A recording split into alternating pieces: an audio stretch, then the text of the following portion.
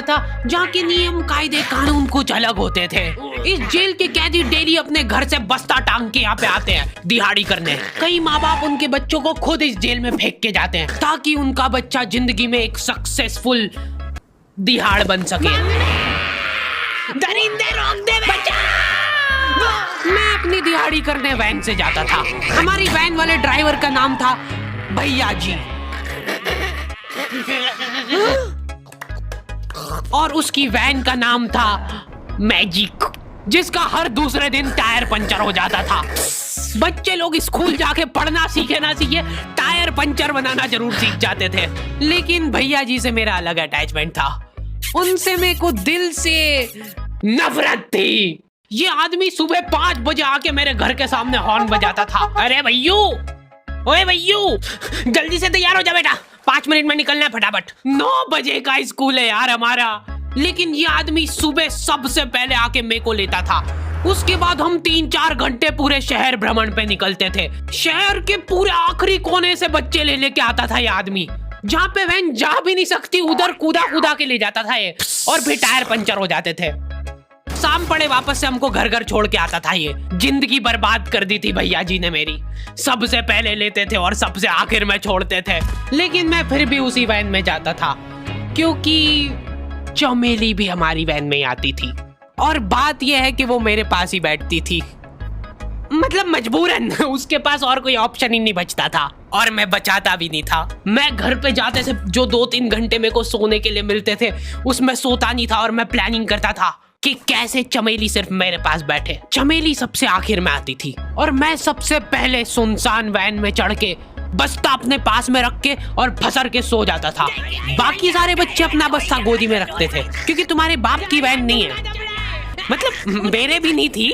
पर मेरे ऊपर भैया जी को तरस आ जाता था कि बेचारा 5 बजे से आया है, तो वो सोने देते थे। अरे कैसे चला रहा है ये गाड़ी? रुक जा, गाड़ी चलाना नहीं आती क्या? देखो, आदमी इतना तभी चिढ़ता है जब उसकी जिंदगी में कोई लड़की ना हो। नहीं है ना? नहीं, मैं समझ सकता हूँ लड़की ना होने का दुख दर्द। मैं भी किसी जमाने में लड़कियों की तलाश में गली मोहल्ले भटकता था। फिर एक दिन मेरे पास से वो निकली। जैसे ही मैंने हैपन खोल के देखा उसकी आईडी मेरे फोन पे चमक रही थी। हैपन ये एक रियल लाइफ डेटिंग ऐप है। यहाँ पे तुमको वो लोग मिलेंगे जो तुम्हारे आस पड़ोस से निकले हो कभी ना कभी। 100 किलोमीटर दूर रहने वाले लोगों से बात करके फायदा ही क्या जब तुम मिल ही ना पाओ। और अगर तुम्हारी घिनौनी शक्ल देख के यहाँ पे तुमसे कोई प्यार मोहब्बत नहीं भी करता है तो तुम फ्रेंडशिप तो कर ही सकते हो फिर भी। So go and check it out happen. Link is in the description. लेकिन मैं सोता नहीं था। मैं आंख बंद करके चमेली के घर का इंतजार करता था। तो क्योंकि चमेली आखिरी में आती थी तो वैन पूरी पैक पुक हो रखी होती थी। बच्चे बाहर उबल रहे होते थे और मैं अपना बस्ता पास में रख के एक्टिंग देखो एक्टिंग। और जैसे ही वो आती थी, हड़बड़ाना नहीं, ऐसे टाइम पे हड़बड़ाते नहीं है कि फटाफट बैग उठाया और आओ इधर बैठो जल्दी। मत करना ये हरकत, भाग जाएगी वो। ठरक नहीं झलकना चाहिए जरा सिक भी, एकदम सटल रखना है। क्या हुआ? और कहीं जगह नहीं है क्या? तेरे मुंह में मूत दूंगा मैं। अच्छा ठीक है, इधर ही बैठ जाओ। देख रहे हो एक्टिंग देखो तुम लौंडे की। ना जाने कौन सी नशीली खट्टी मीठी खुशबू लगा के आती थी चमेली। आज तक उसकी खुशबू है मेरी नाक में। मैं वो खुशबू का पूरा मजा ले ही रहा होता हूँ, इतने में एकदम भभका बास आती है निकाह से। जैसे ही मैं बाहर झांकता हूँ, मरा हुआ कुत्ता पड़ा है वहाँ पे। एक काली कार सूख करके निकली और मेरे बच्चे को मार दिया। कैसे करके निकली? शूक। ऐसे नहीं निकली थी, मैं यहीं पे खड़ा था, वो कार आई थी और जैसे ही वो बच्चा नीचे आया तब वो खड़ा, वो बच्चा चिल्लाया और फिर कार शूक करके भाग गई। उधर कुछ बच्चे ऑटो रिक्शा से भी आते थे स्कूल।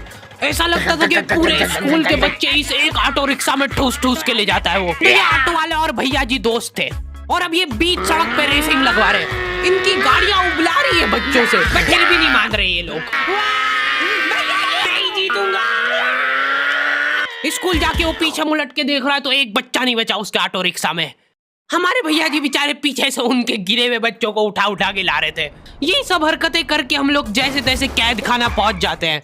सुबह 5 बजे से निकलने के बावजूद हम लोग लेट पहुंच रहे हैं। वहाँ पे पहुंच के हमने देखा कि 4 लौंडे मरे हुए पड़े हैं। जिनको डॉन ने मारा है। डॉन हमारे स्कूल की इंचार्ज थी। डॉन का कद छोटा था और पेट मोटा था, और आश्चर्य की बात यह है कि समय के साथ उसकी हाइट कम हो रही थी। मतलब बड़े नहीं बड़े वो चलता एक बार को, पर इसकी कम हो रही थी। डॉन बहुत स्ट्रगल करके कार से स्कूल आती थी खड़े होके, क्योंकि बैठ जाए तो उसको सामने की सड़क नहीं दिखती थी। वो अलग बात है, खड़े होके भी पूरा नहीं दिखता था। हर रोज 2-4 कुत्ते कुचलते हुए आती थी वो। फिर मेरे को समझ आया कि रास्ते में जो कुत्ते दिखे थे वो डॉन इस कैद खाने में छत पे बैठी रहती थी स्नाइपर लेके। कोई भी कैदी कुछ गलत गतिविधि करता हुआ दिखता था तो वहीं पे, मैडम इनकी लाश का क्या करना है? अरे ये तो आपको पता ही है। कहाँ रह गए थे यार झमू दीदी, फटाफट ये खून वून साफ करो। झमू दीदी बुलेट से स्कूल आते थे और ये अफवाह फैली हुई थी पूरे स्कूल में कि उनके घर पे मर्सिडीज भी है। लेकिन झमू दीदी हम्बल रहना पसंद करते हैं। ऐसा कहा जाता था कि ये स्कूल ऑन पेपर झमू दीदी के नाम पे ही है, पर वो हम्बल रहने के लिए यहाँ पे झाड़ू पोछा लगाती है। वैसे मैडम इन्होंने करा क्या था? गैर कानूनी पेन फाइट का सट्टा खेलते थे ये लोग क्लास में। उससे मेरे को प्रॉब्लम नहीं है, मेरे को क्यों नहीं? हाँ, हमारी क्लास में पेन फाइट का सट्टा चलता था। हमारे इधर जो लौंडा पेन फाइट में जीतता था, सामने वाले का पेन उसका हो जाता था। कुछ बच्चे अपना सब कुछ दांव पे लगा देते थे और कर्जे में डूब जाते थे। फिर भी वो लोग हार नहीं मानते थे और अपने दोस्त से पेन उधार लेके खेलते थे और वापस हार जाते थे। तो अब क्लास में कुछ बच्चों के पास पोटला भर के पेन पड़ा है और कुछ बच्चों के पास पेन ही नहीं है। पेन इस कैद खाने की करेंसी थी। जिसके पास जितने महंगे पेन वो उतना रईस। यहाँ पे ब्लैक में पेन इधर उधर होते थे। नॉर्मल लोगों के पास होते थे 5 रुपए वाले जीफी जेल, जो कि तुम एक पन्ने पे लिखोगे तो पीछे 10 पन्ने तक छप जाएगा। और उनसे भी गए बीते लोग होते थे जो 3 रुपए वाला यूज एंड थ्रो लेके आते थे और उससे भी उनकी अच्छी राइटिंग